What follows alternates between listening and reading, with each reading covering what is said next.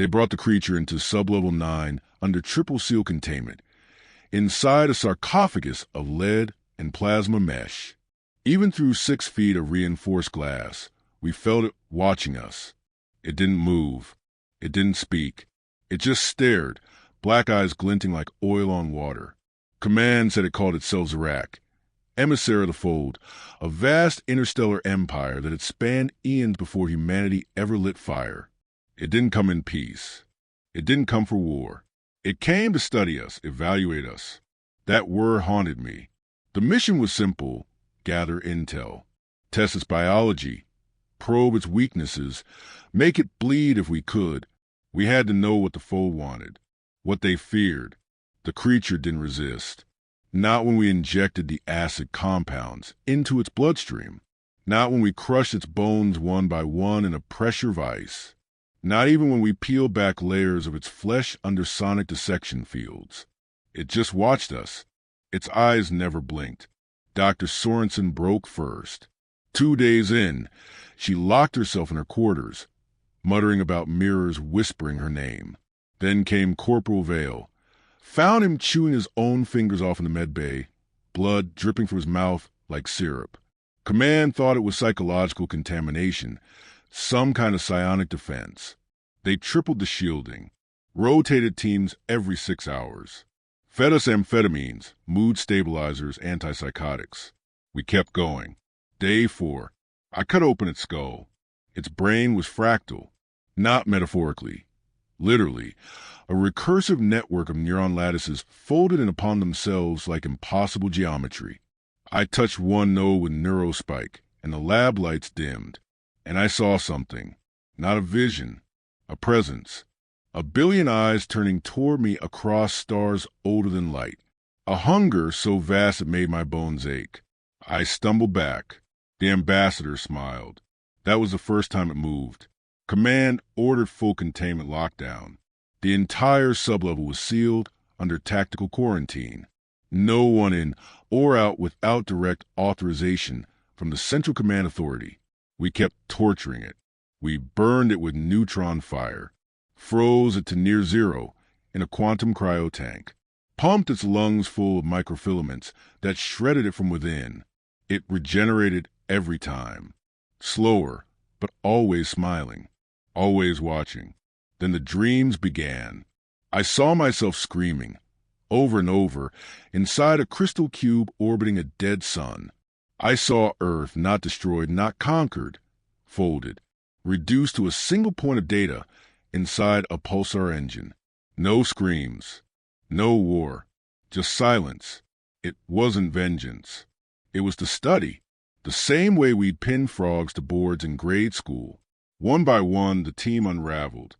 Lieutenant Kasner put a plasma round through his own skull while laughing. Dr. Ewan dissolved in a tank of acid voluntarily.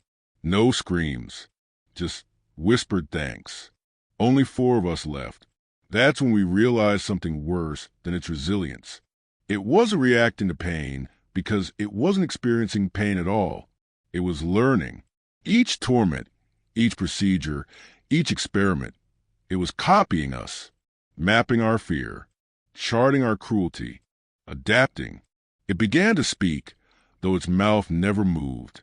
Voices filled the room, our own voices. It echoed our memories, our guilt, our rage. You fear what you are, it said in a voice like my father's. You torture yourselves through me.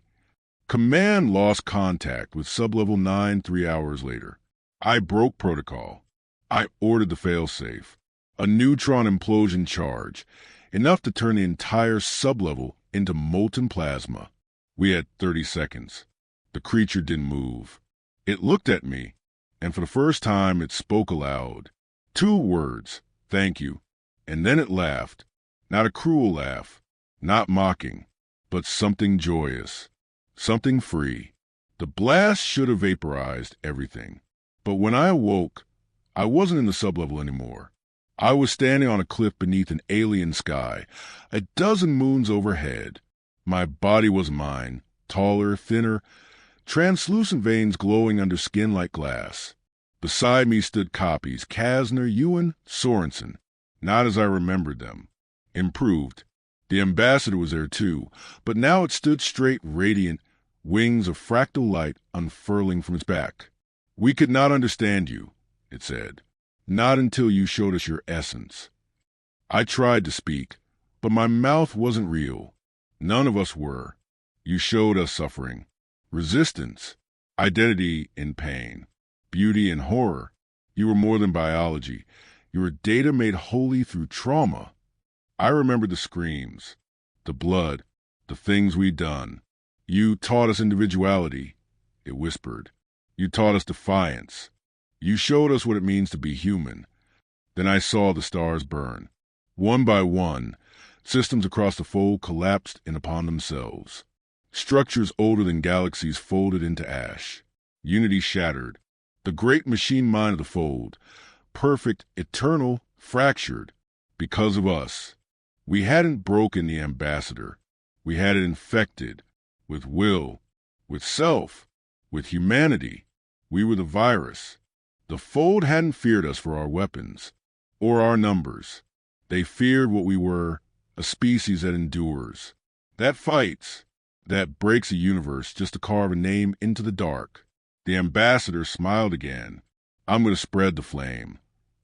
And then it was gone. We awoke on Earth, or something like it. The sky was wrong. The constellations whispered. Command denies everything. Sublevel 9 never existed. The fold is silent, but the stars are changing. And every night I hear that voice, laughing not from the sky, but from inside me.